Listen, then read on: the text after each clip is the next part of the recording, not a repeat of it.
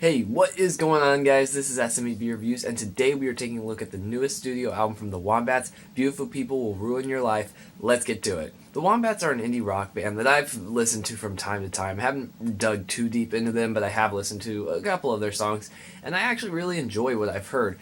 Some of their releases have actually been really good. I haven't listened to much of their first album, but their second and third album I actually really enjoyed and found a lot in them that I was interested in.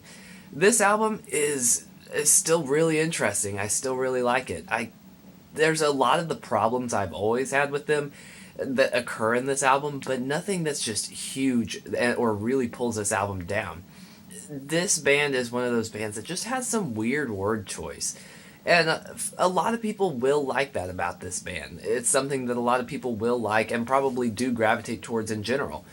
But every now and then those lyrics just are a little too out there and just a little too weird for at least my personal taste. So when I listen to them, I have a hard time listening to some of the songs because they're weird lyrics.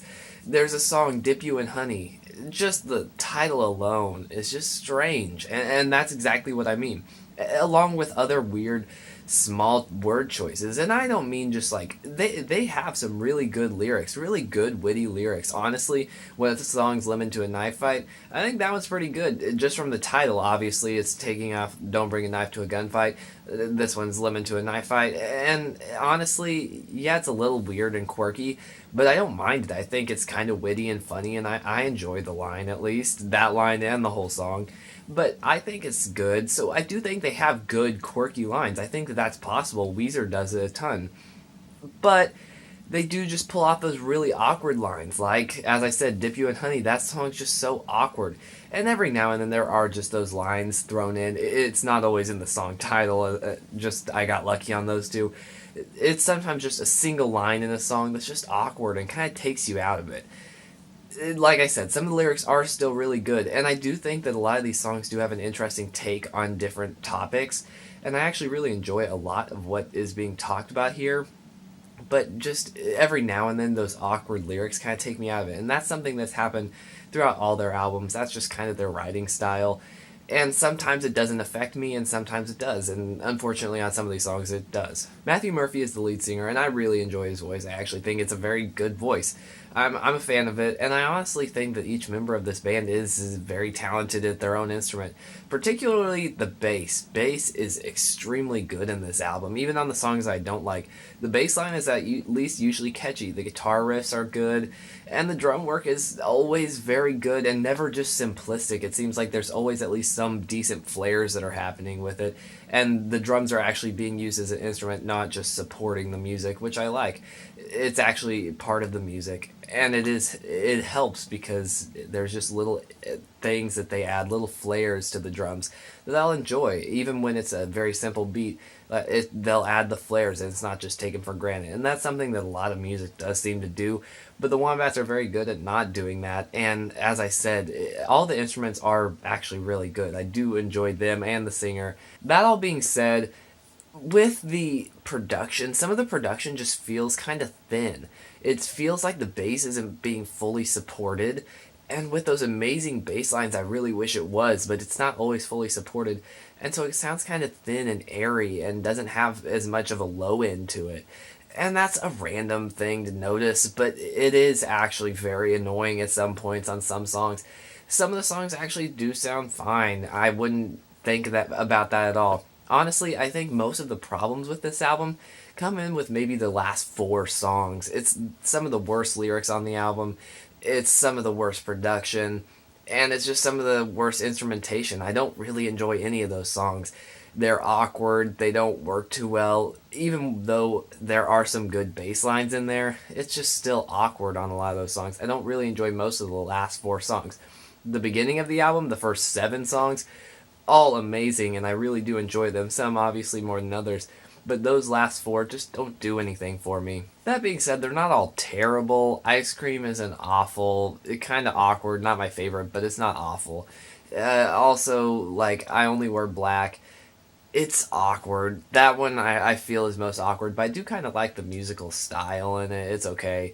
But I Dip You in Honey, and I don't know why I like you, but I do, just don't interest me. I Dip You in Honey just is terrible. That's probably the worst song. And I don't know why I Like You But I Do is probably the most forgettable song on the album. There's just nothing worth revisiting there. But those first 7 songs are actually really good.